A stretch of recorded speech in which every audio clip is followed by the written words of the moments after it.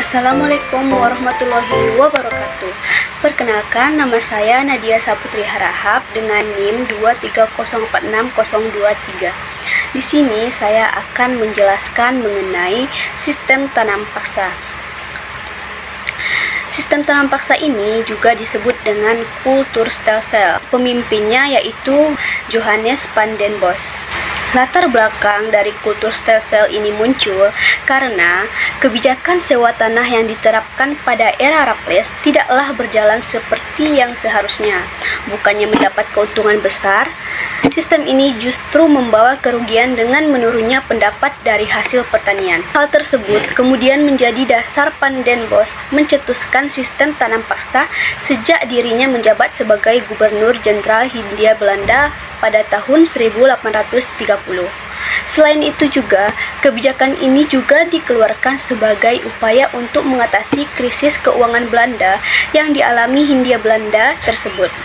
Latar belakang yang diterapkan oleh kebijakan tanam paksa ini oleh kolonial Belanda adalah menutupi kerugian dalam perang di Eropa.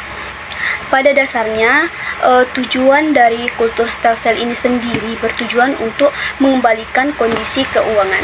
Pada sistem tanam paksa ini terjadi, ada beberapa aturan. Yang pertama, tuntutan kepada setiap rakyat pribumi agar menyediakan tanah pertanian untuk kulturstelsel tidak melebihi 20%.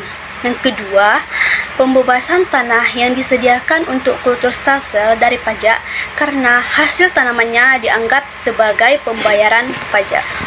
Selanjutnya, ada 3 kritik untuk tanam paksa itu sendiri. Ada dari inspektur tanam paksa, ada dari kaum liberal, dan kaum humanis. Yang pertama ada kritik dari inspektur tanam paksa, yaitu L. Vitalis. Ia menyebutkan bahwa pada tahun 1835 yang di Pariangan, mayat para petani bersebaran karena keletihan dan terjadinya juga kelaparan.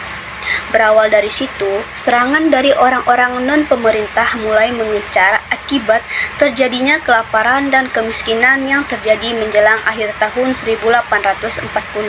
Yang kedua ada dari kaum liberal. Kritik dari kaum liberal di mana dari masalah yang muncul, para kaum liberal kemudian berusaha untuk menghapuskan sistem tanam paksa. Upaya tersebut pun berhasil dilakukan pada tahun 1870 dengan diberlakukannya Undang-Undang Agraria. Selain bertujuan untuk menghapuskan kulturstelsel, kaum liberal juga memiliki tujuan yang lain, yaitu membebaskan di bidang ekonomi. Yang ketiga ada dari kritik dari kaum humanis, di mana kritiknya yaitu munculnya sistem tanam paksa dan undang-undang agraria ini justru menimbulkan kritik dari para kaum humanis Belanda. Kritik tersebut disampaikan oleh Eduard Douwes Dekker, yaitu seorang asisten residen di Lebak, Banten. Douwes Dekker menceritakan kondisi masyarakat petani yang menderita akibat kulturstelsel dalam bukunya bertajuk Max Havelaar pada tahun 1980. Namun, di dalam buku tersebut, ia menggunakan nama samaran yaitu Multatuli. Berikutnya, ada beberapa dampak yang terjadinya sistem tanam paksa ini.